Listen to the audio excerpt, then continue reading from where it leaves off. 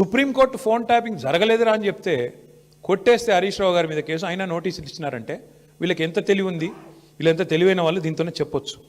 ఇంకొక మాట కూడా నేను చెప్తా ఉన్నా ఇవాళ రేవంత్ రెడ్డికి, ఇంకో 1000 సీట్లు వేసుకో, ఏం చేసుకుంటావో చేసుకో, మా నాయకులందరికీ నోటీసులు ఇచ్చుకో, ఏమన్నా చేసుకో, భయపడం. బీఆర్ఎస్ తెలంగాణ ప్రజల గుండె చప్పుడు, తెలంగాణ ప్రజల గొంతు బీఆర్ఎస్, తెలంగాణ ప్రజల బలం గలం, తెలంగాణ దళం కేసీఆర్ బృందం బీఆర్ఎస్. మేము ఎవ్వరికి భయపడం, బరాబర్ కొట్లాడతాం. నీ కాంగ్రెస్ పార్టీని, నీ ప్రభుత్వాన్ని అంతు చూసేదాకా ప్రజల తరపున నిలదీస్తూనే ఉంటాం. నువ్వు ఎన్ని విచారణలనే చేసుకో, ఎన్ని రకాలుగా మా వాళ్ళని వేధిస్తున్నావు ఈ వేదిక మీద కూర్చున్న వాళ్ళందరికీ తెలుసు. అందరికీ ఏదో రకంగా వేధింపులు, రకరకాలుగా చిల్లర పనులు చేస్తూనే ఉన్నారు.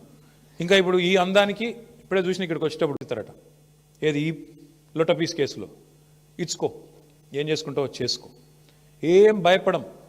ఏం చేసుకుంటావో, ఎన్ని అడ్డమైన స్టోరీలు నడిపించుకుంటావో, ఎన్ని కథనాలు వడ్డించి వారుస్తావో వార్చు, ఏం భయపడం, అన్నీ ఎదుర్కొంటాం. దేశంలో ఇంకా న్యాయం ధర్మం ఉంది, న్యాయస్థానాలు ఉన్నాయి, వాటి మీద మాకు గౌరవం ఉంది. తప్పకుండా నీలాంటి దుర్మార్గులతో ఎట్లా కొట్లాడాలో అట్లా కొట్లాడతాం. కానీ ఇక్కడ ఈ మొత్తం కేసులో ప్రధాన దోషి ఇవాళ ముఖ్యమంత్రి బావమరిది. మొత్తం ఈ కోళ్ళు కుంభకోణంలో, సింగరేణి కుంభకోణంలో ప్రధాన ముద్దాయి సింగరేణిలో ఇవాళ మొత్తం king pin, ring master Srujan Reddy అని ముఖ్యమంత్రి బావమరిది. ఇదివరకు అమృత్ స్కామ్లో కూడా ఈ ముద్దాయే భాగస్వామి, ఇప్పుడు కూడా ఈ సింగరేణిలో కూడా ఆయనే ఉన్నాడు. నేను సూటిగా కిషన్ రెడ్డి గారిని, భారతీయ జనతా పార్టీని అడుగుతా ఉన్నా, మీకు నిజంగానే ఈ పాపంలో, ఈ దొంగతనంలో మీకు వాటా లేకపోతే, ఈ దొంగతనంలో మీరు భాగస్వాములు కాకపోతే మీరెందుకు స్పందిస్తలేరు? సింగరేణి అంటేనే ప్రభుత్వ రంగ సంస్థ, 51% రాష్ట్ర ప్రభుత్వానిది, 49% కేంద్ర ప్రభుత్వానికి వాటా. మరి మీకు ఇలా వాటా లేదా? మీరు ఏ రకంగా ఇట్లా ఓపెన్గా మొత్తం భారతదేశంలో ఎక్కడన్నా ఎక్సెస్ టెండర్లు అవుతున్నాయండి? కోల్ బ్లాక్స్లో ఎక్కడన్నా, కోల్ ఇండియా ఆధ్వర్యంలో జరుగుతున్న ఎక్కడన్నా టెండర్లలో 7%, 12% ఎక్సెస్ పోతున్నాయా? మరి ఎక్కడ లేని సింగరేణిలే పోతున్నాయంటే, ఎక్కడ లేని సర్టిఫికేట్, విజిట్ సైటేషన్ సర్టిఫికేట్ అనేది సింగరేణిలో పెట్టిరంటే, ఇవన్నీ చూస్తూ కూడా coal minister, central cabinet minister Kishan Reddy గారు నిర్లిప్తంగా ఉన్నారు, మౌనంగా ఉన్నారంటే ఏమనుకోవాలి మేము? ఈయనకు కూడా ఇలా వాటాలు ముడుతున్నాయనా, ఇద్దరు కలిసి పంచుకుంటున్నారనా, ఏమనుకోవాలి? అందుకే మేము డిమాండ్ చేస్తూ ఉన్నాం, సిట్టింగ్ సుప్రీంకోర్టు జడ్జితో కానీ, సిట్టింగ్ హైకోర్టు జడ్జితో కానీ వెంటనే ఒక కమిషన్ వేయండి, విచారణకు ఆదేశించండి అని చెప్పి coal minister, cabinet minister Kishan Reddy గారిని మేము డిమాండ్ చేస్తూ ఉన్నాం. మీరు కేంద్ర ప్రభుత్వంలో ఉన్నారు కాబట్టి మీరు రాయొచ్చు డైరెక్ట్గా లెటర్, మీరు రాయండి, సుప్రీంకోర్టుకు రాయండి, సీజేకి రాసి ఇట్లా కుంభకోణం జరిగింది సింగరేణిలో, అక్కడ సెంట్రల్ గవర్నమెంట్ వాటా 49% ఉన్నది, ఇలా సింగరేణిని ఇష్టం వచ్చినట్టుగా దుర్మార్గంగా కొంతమంది చెరబట్టినారు, వెంటనే ఇందులో లోతుపాతులు చూడాలని చెప్పి ఈ సైటేషన్ సర్టిఫికేట్ ఎందుకు పెట్టినారు, ఇదివరకు మైనస్లో పోయిన టెండర్లు ప్లస్లకు ఎందుకు వచ్చినాయి, అలా సడన్గా ఇదివరకు అడ్రస్ లేని సృజన్ రెడ్డికి కాంట్రాక్ట్లు ఎట్లు వస్తున్నాయి, ఇవన్నీ బయటపడాలంటే, దొంగలు దొరకాలంటే సిట్టింగ్ జడ్జితో, సుప్రీంకోర్టు సిట్టింగ్ జడ్జితో న్యాయ విచారణ జరగాలి అని మేము డిమాండ్ చేస్తూ ఉన్నాం మా పార్టీ తరఫున. అట్లాగే ఇవాళ రాష్ట్రంలో పరిస్థితులు నాకంటే బాగా మీకు తెలుసు, ఏ ఒక్క వర్గం కూడా పేపర్ తీస్తే ఏ ఒక్క వర్గం కూడా సంతోషంగా లేదు. ఎక్కడ వల్ల అక్కడ రైతులు రైతు బంధు కోసం ఎదురు చూస్తూ ఉన్నారు. సంక్రాంతి పోయింది, నాట్లేసే టైం అయిపోయింది, ఇవాళ ఎన్నికలు లేవు కదా పంచాయతీలలో, అందుకే రైతు బంధు లేదు. ఇవాళ మళ్ళీ చీరలు వచ్చే కార్యక్రమం స్టార్ట్ చేసారట పట్టణాలలో. అంటే ఓట్లు తప్ప, రాజకీయ యావ తప్ప నీకు వేరే ఏది కూడా పట్టి లేదు. నేను ఇంకోటి అడుగుతున్నా, మేము 1000 సీట్లు ఎదుర్కొంటాం, 1000 ఎన్ని వేస్తావో వెయ్యి. కానీ నేను రేవంత్ రెడ్డిని నేను అడుగుతున్నా, మరి మీ సంగతి ఏంది? మీ దండుపాలెం ముఠా, మీ అలీబాబా అరడజన్ దొంగల సంగతి ఏంది? మీ రెవెన్యూ మినిస్టర్ పొంగులేటి శ్రీనివాసరెడ్డి, ఆయన కొడుకు, రెవెన్యూ మినిస్టర్ కొడుకు 100 మంది గుండగాలను వేసుకొని ప్రైవేటు వ్యక్తుల భూములో జొరబడుతున్నాడు. దాని మీద ఏవా సిట్టు? దాని మీద ఉండదా విచారణ? అంటే ఇష్టం వచ్చినట్టు రెవెన్యూ మంత్రి కొడుకు పోయి భూములు కొల్లగొడుతుంటే, ప్రైవేట్ వ్యక్తుల భూముల్లోకి పోయి బౌన్సర్లతో పోయి దాడులు చేస్తుంటే సిట్టులు పిట్టులు ఎడదొచ్చినాయి, ఎందుకేయవు? అట్లాగే అడుగుతున్నా నేను, మీ సన్నిహిత అనుచరుడు రోహిన్ రెడ్డి పారిశ్రామికవేత్త తలకు తుపాకీ పెట్టిండు అని నేను చెప్పుడు కాదు, మీరు చెప్పుడు కాదు, మీడియా చెప్పుడు కాదు, మంత్రి గారి కుమార్తె చెప్పింది, మీ క్యాబినెట్లో ఉన్న మంత్రి గారి కుమార్తె చెప్పింది. మరి దాని మీద ఏవా సిట్టు? మంత్రి గారి ఓఎస్డీ తప్పు చేసిండా? తుపాకీ ఎవడు తలకు పెట్టిండు? మంత్రి గారు ఓఎస్డీ పెట్టిండా, లేకపోతే సీఎం బ్రదర్ లాంటి రోహిన్ రెడ్డి పెట్టిండా? దాని మీద ఉండదా సిట్టు?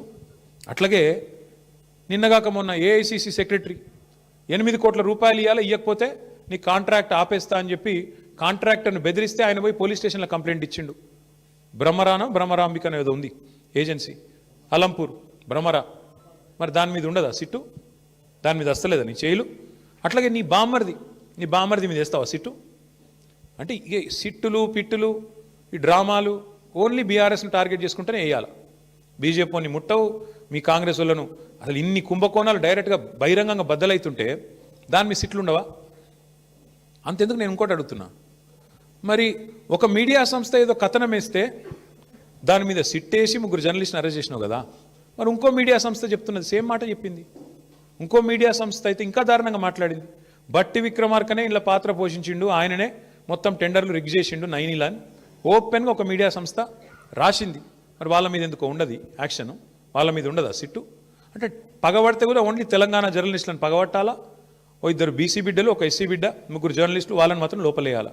యాజమాన్యాలను ముట్టవు, నీకు ఆ ధైర్యం లేదు. వాళ్ళని మాత్రం ఎవరైతే అసలు దొంగలు ఉన్నారో వాళ్ళని ముట్టుకునే ధైర్యం లేదు నీకు. ఇవన్నీ ప్రజలు చూస్తలేరు అనుకుంటున్నావా?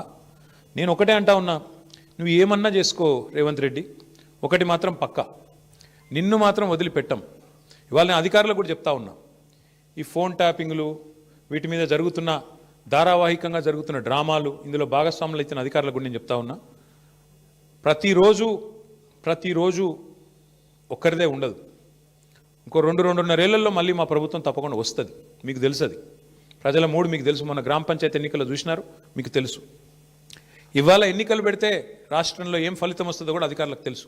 నేను వారికి చెప్తా ఉన్నా, మేమెన్నడూ గత 10 ఏళ్లలో ఇట్లా అధికారాన్ని దుర్వినియోగం చేయలేదు, ఎక్కడా చేయలేదు. ముఖ్యంగా పోలీస్ వ్యవస్థను ఇంత అడ్డంగా దుర్వినియోగం చేసి ఏదైతే ఇవాళ నాటకాలు ఆడుతున్నారో వాళ్ళందరికీ నేను ఒకటే చెప్తా ఉన్నా, మీరు బలవుతారు, మధ్యలో మీరు బలవుతారు. రేవంత్ రెడ్డి రాజకీయ క్రీడలో మీరు బలవుతారు. మొన్నెట్లయితే కాంగ్రెస్ పార్టీ అంతర్గత కుమ్ములాటల్లో ఆధిపత్య పోరులో జర్నలిస్టులు బలైనారో, రేపు నేను చెప్తున్నా, మీరు భాగస్వాములు అయితే అధికారులు మీరు బలవుతారు. గుర్తుపెట్టుకోండి. రిటైర్ అయిన వాళ్ళని ఏం చేయలేరు భవిష్యత్తులో బీఆర్ఎస్ వాళ్ళు అనుకుంటురేమో, దానికి కూడా మాకు రేవంత్ రెడ్డి గారే తోజు పెట్టిండు.